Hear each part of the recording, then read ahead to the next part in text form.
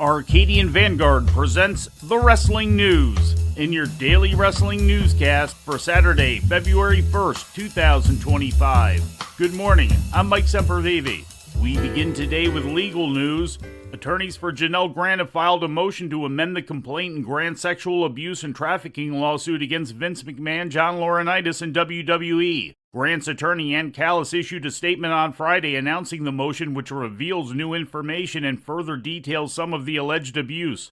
The filing includes transcripts of text and voice messages allegedly between McMahon and Grant, which include McMahon saying he had the power to arrange sexual encounters between Grant and other men, offering her to Brock Lesnar as part of his contract renegotiation, and attempting to coerce her into signing a non-disclosure agreement. In addition to Lesnar being identified, current WWE President Nick Khan and former Chief Operating Officer Brad Bloom were also confirmed as the unnamed WWE corporate officers originally listed in the suit.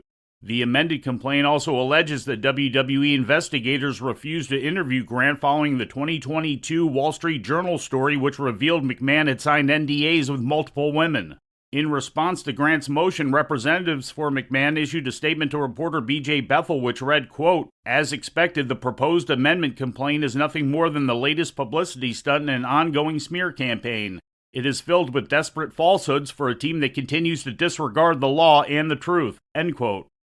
WWE Smackdown was broadcast live last night on USA Network from the Gainbridge Fieldhouse in Indianapolis.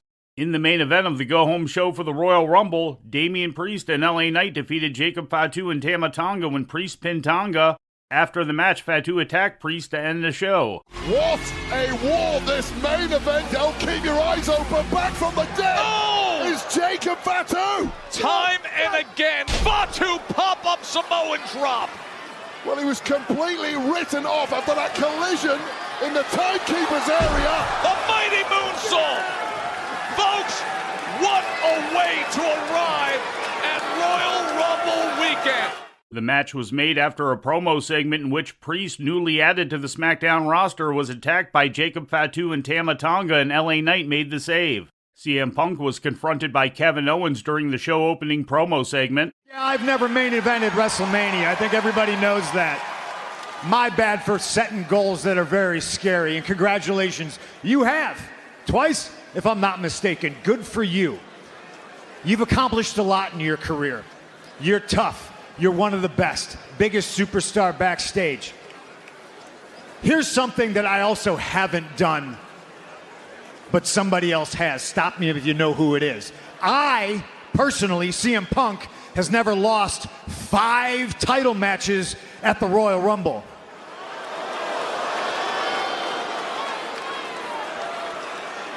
Oh, that was you. Yeah. This is the big one, get ready. I have never lost to Logan Paul. Punk tried to provoke Owens into a match then and there, but Owens walked away. Chelsea Green was disqualified in her match against Michin when she hit Michin on the outside with a kendo stick. Green retained the Women's United States Championship. Nia Jax attacked WWE Women's Champion Tiffany Stratton during a promo segment in which Stratton was distracted by Candice LeRae. In 8-man tag team action, the Motor City Machine Guns and Los Garzas defeated Pretty Deadly and DIY. The Machine Guns got the win despite being abandoned by Los Garza during the match. In other results, Andrade defeated The Miz, Jimmy Uso pinned Carmelo Hayes, and Naomi defeated Liv Morgan. After the match, Morgan and Raquel Rodriguez laid out both Naomi and Bianca Belair. In other WWE news, Asuka took to social media and revealed that WWE is taking action to keep her safe. On Friday, in a post on X, Asuka stated, quote, "WWE and TKO are taking action to protect me. I appreciate it," end quote.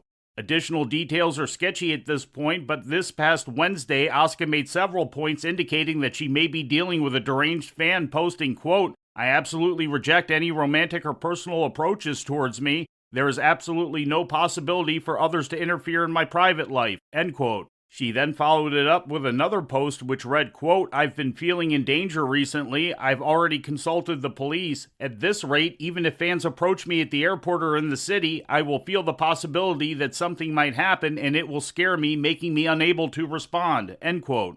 Real name Kanako Arai, Asuka has been sidelined since May of 2024 after undergoing knee surgery.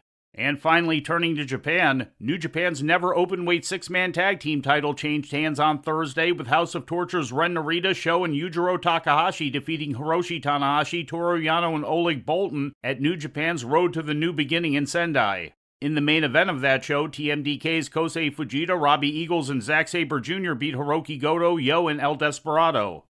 And before we leave you today, we'd like to remind you that however you consume your content, you can find the wrestling news 24 hours a day and 7 days a week across social media. On Twitter, follow us at Wrestling News AV. Our Facebook page is also Wrestling News AV. The Wrestling News can also be found on the Arcadian Vanguard YouTube page.